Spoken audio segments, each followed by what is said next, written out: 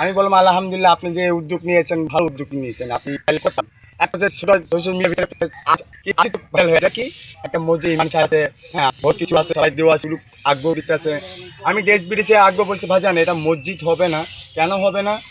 সরকার বিবেচনা বলেছে, তাদের নিচে একটা স্থানীয় জায়গায় মসজিদ বানানো হচ্ছে, কাজ হচ্ছে, কাজ কিছুদিনের ভিতরে উদ্বোধন হবে ইনশাল্লাহ। উদ্বোধন হইলে আমাদের পার্কে যে কর্মকর্তা আছে, আমাদের এই যে পার্কের কর্মকর্তা, তারা যে নির্দেশ দিবে, আদেশ করবে, ইনশাল্লাহ আমি আদেশের মতন চলাফেরা করব। আমি চাই না আমার কারণে এই পার্কে কর্মকর্তার ভাইগো কোনো সমস্যা, কোনো ঝামেলা না পড়ে। আর এখানে যে কটা স্টাফ ভাই আছে তারা হকারি করে ভাত খায়, আমি চাই না আমার এই ছোটোখাটো বিষয় নিয়ে তাদের কোনো সমস্যা না হয়, কোনো পেটে লাত্তি না পড়ে, কোনো ক্ষতি না হয়। তার জন্য আমি বিবেচনা করছি।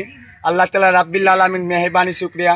আমার আল্লাহ যা করেছে বহুত পাইছি, আল্লাহ তাআলা শুকরিয়া, সবচেয়ে দামি জিনিস।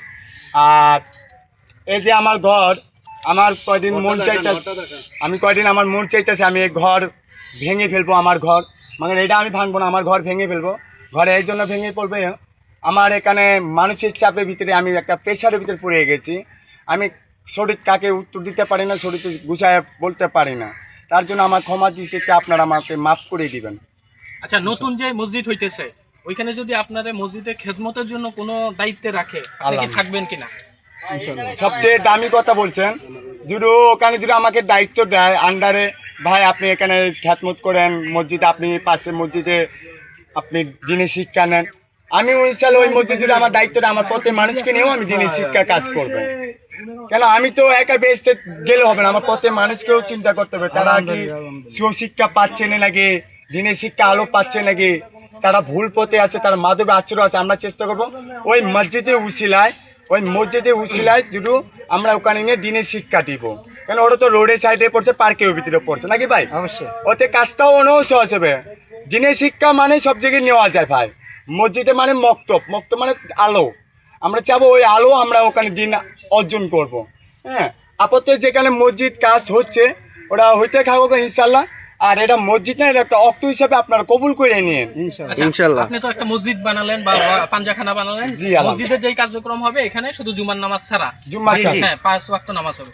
তো আমরা জানতে চাচ্ছি বা সামাজিক যোগাযোগ মাধ্যমে এই প্রশ্নটা আসছে যে আপনার শিক্ষাগত যোগ্যতা বা ইসলামিক লাইনে আপনার লেখাপড়াটা এটা যদি একটু বলতেন। বাজান আমি শুধু আমার নাম লিখতে জানি, আর এই ছাড়া কোনো আরবিক দোয়া কালামও বলতে পারেন, যেরকম আউযুবিল্লাহি মিনাশ শাইতানির রাজিম বিসমিল্লাহির রহমানির রহিম, হ্যাঁ কালিমা তয়্যিবা লা ইলাহা ইল্লাল্লাহু মুহাম্মাদুর রাসূলুল্লাহ।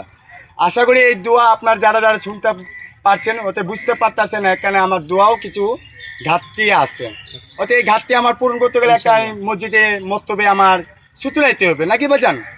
আপনার তো আরেকটা বার বলেন তো, মানে আউযুবিল্লাহি মিনাশ শাইতানির রাজিম বিসমিল্লাহির রহমানির রহিম, হ্যাঁ কালিমা তয়্যিবা লা ইলাহা ইল্লাল্লাহু মুহাম্মাদুর রাসূলুল্লাহ। আল্লাহর দ্বীনের পথে দাওয়াত দিলাম, কালিমার দাওয়াত। আপনার ঘরে ঘরে যার যার স্থানে আমার প্রত্যেক মানুষকেও দাওয়াত দেন, আশপাশে মানুষকে দাওয়াত দেন, ইসলামের শরীয়ত পথে চলার দাওয়াত দেন। হ্যাঁ, আমরা কারো কাছে ফান্ডে পড়তে রাজি না, কে